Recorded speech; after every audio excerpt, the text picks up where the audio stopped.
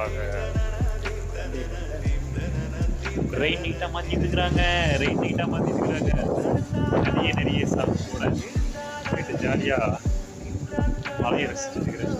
நல்லா நல்லா பலமாக இருக்கு.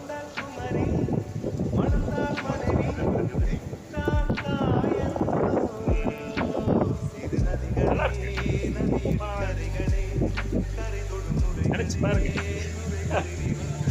அப்படிங்கிற மாதிரி பகவான் நம்மளை என்றுமே சந்தோஷமாக வைத்திருக்கிறார்.